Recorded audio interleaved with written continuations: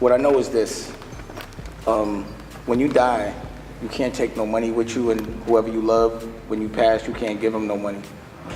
But what I do know, the energy that transcends death is love, you know? And I know that that should be what people should be worried about more than anything is love, because that's the only thing that you could take with you and give back. Yeah. And I know this because I personally feel it with the people I love, from Aaliyah to my mother, to my man Bob, you know, to Biggie. I could feel it. I could feel the same feeling that I felt when they were around, and even more. And it comes when I need it, you know? So I know that that's real, and that's the only currency that exists. But they, you know, I just don't think it's logical to leverage hate. You know what I'm saying? It makes no sense. Because when you put out hate, all you get back is hate. When you put out love, that's all you get back is love. So why wouldn't you just want to give love? You know what I'm saying? Like how you feel when you buy stuff for your kid at Christmas. You feel love, you feel better than the kid. You know what I'm saying? Right. Because you love giving something to somebody you love and making sure they have, that's what it's all about. But I don't see where people miss that. Yeah. You know, money could never come before love. Fame should never come before love. You know, that's just dumb. Right. You know, that's not gangster. That's stupid. That's cowardly. And we don't have to do publicity stunts. We got work. Right. Even my 19-year-old daughter got work. Even my son had work when he was 19. If you notice, when my kids are 19, they all want to and a desire to be professionals. Because that's what they see, that's what they know, from mother to father. It has no choice. There's no other vibration, there's no other pattern. See, when you have your child, or when you get with someone that you care about, you have to develop a pattern. But if you're gonna hypnotize somebody, hypnotize them with the right shit, not the wrong.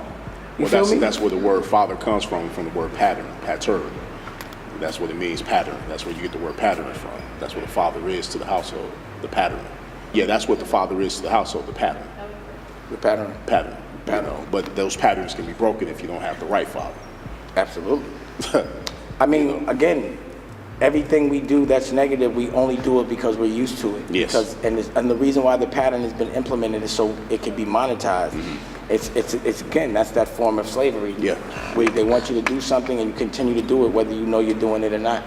So you know you want to go and live in a certain house, you know you want to go to a certain school, you want to spend money, you know you want a credit card, you know you want a job. Yeah. That's a pattern, and it keeps you a slave to buying certain things to keep you alive. Absolutely. You know, what the ultimate reflection of any adult is their children. Yes.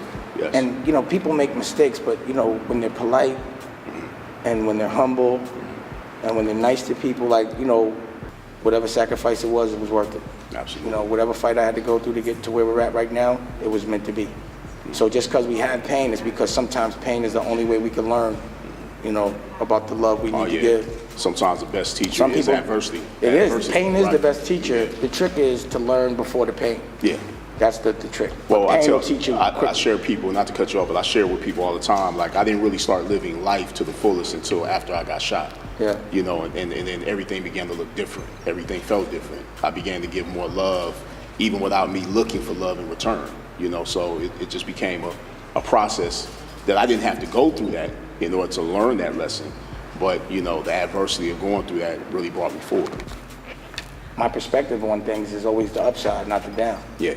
And you can look, and everything has an upside and a downside. Absolutely. You just choose the downside because it makes you feel a certain way. Right. But within that feeling, the test as a gangster and as a boss is to look at the upside in every downside, because there is one. And what you're describing is, you know, since I'm gonna take it to the occult, under universal law, that's called the law of rhythm. The ups match the downs and the downs match the ups. You have a choice of looking at things a certain way. And it's not physical. Yeah. It's not physical to look at something, but that's the hardest thing for somebody to do. It's just to look at something different. I don't know why. To develop a neutrality to anything that's going on and understand that whatever's happening and taking place, there's another side to it.